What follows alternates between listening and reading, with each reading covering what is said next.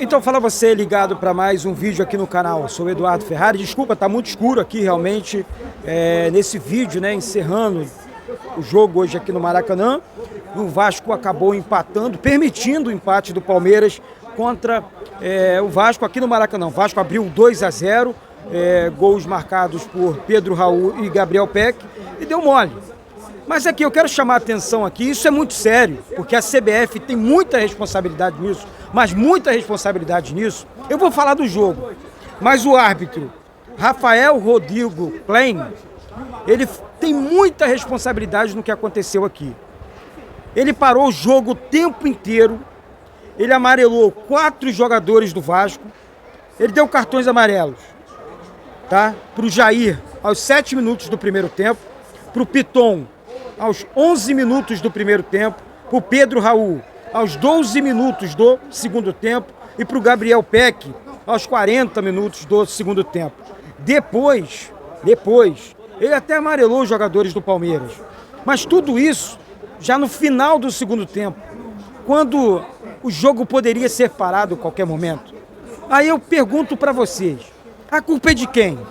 A responsabilidade de quem? É do CNM, hoje é presidente da comissão de arbitragem da CBF e da própria CBF. Então a culpa é sim da CBF.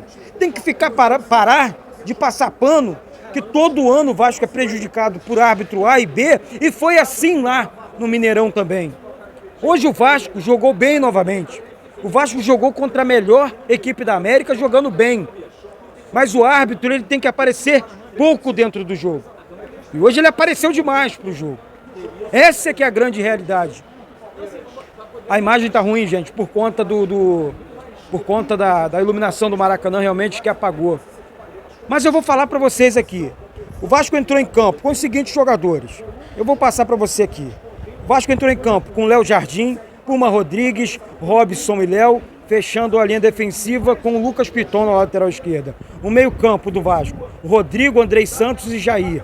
No ataque, Alex Teixeira, Gabriel Peck e Pedro Raul. Ou seja, essa que é a grande realidade. Vou agradecer o parceiro aqui que está iluminando aqui a parada. Se ele quiser vir participar do vídeo também, chega para cá para a gente trocar uma ideia falando desse Vasco.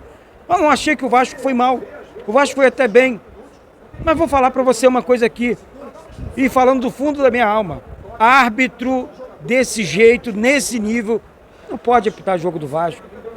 Por que não um árbitro mais experiente? Por que não um árbitro mais experimentado?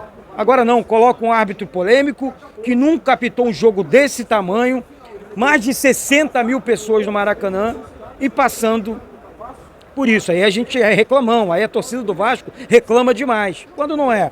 Outra questão aqui, agora vamos para o jogo. O Vasco abriu 2-0 para cima do Palmeiras, está certo. O Palmeiras pressionou, foi para cima do Vasco. É uma equipe forte, é uma equipe competitiva. É difícil jogar contra o Palmeiras, mas não pode tomar gols de cabeça como tomou também.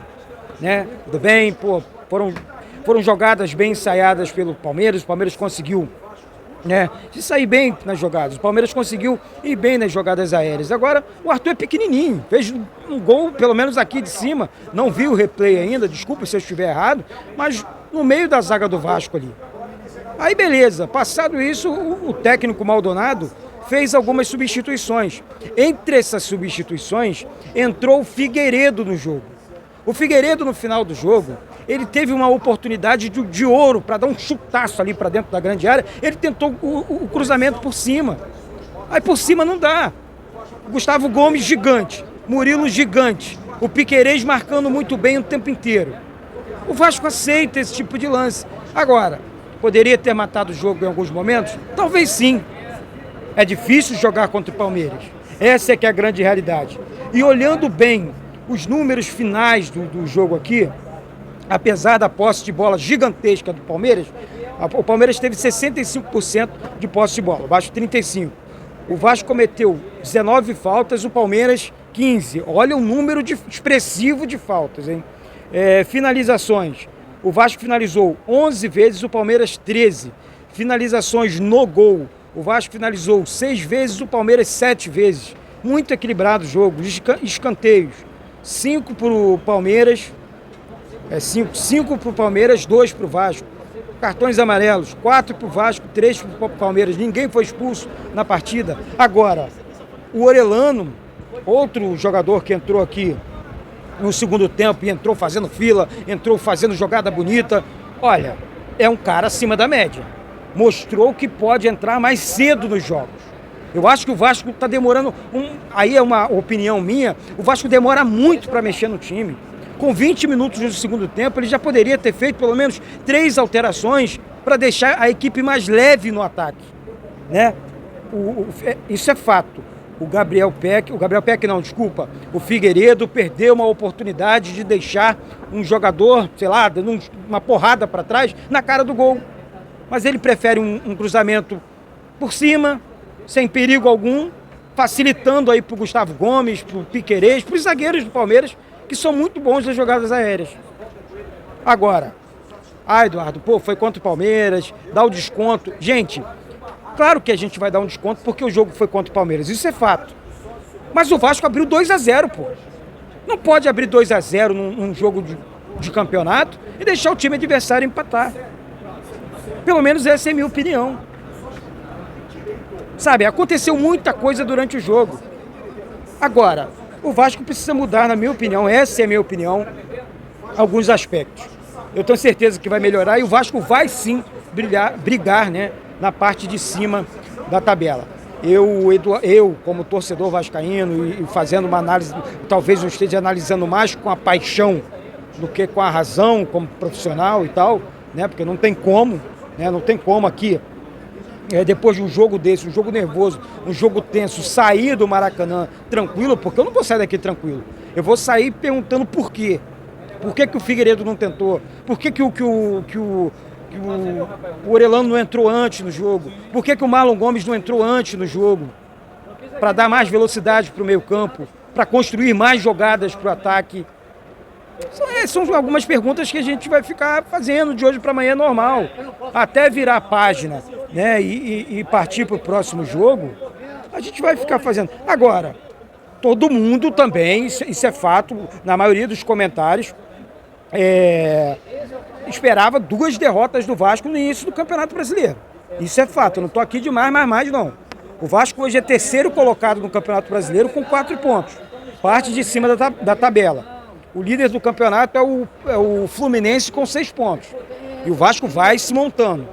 Então, o Fluminense é o líder com 6 pontos, o Palmeiras é o 2º colocado com 4 pontos, o Vasco é o 3º colocado com 4 pontos, o Inter é o 4º colocado também com 4 pontos, o Bragantino com 3 pontos é o 5º colocado, e fechando aqui o, entre aspas, G6, né? O G4, o Vasco já está no G4, né? Vai virar a rodada aí no G4.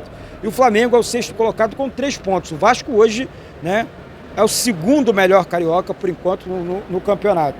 Próximo jogo do Vasco, né? Próximo jogo do Vasco vai ser em São Januário, segunda-feira, contra a equipe do Bahia. Depois o Vasco joga em casa também, 2 jogos em casa, essa é a minha opinião. O Vasco joga no dia 1º, né, segunda-feira, contra o Bahia em São Januário, depois volta para jogar no Maracanã contra o Fluminense aqui, né, e aí a gente, no sábado, no dia 6/5. Ou seja, são jogos importantes, dá para o Vasco vencer e subir ainda mais na tabela. Eduardo, falta ajustes no time? Sim, claro que falta.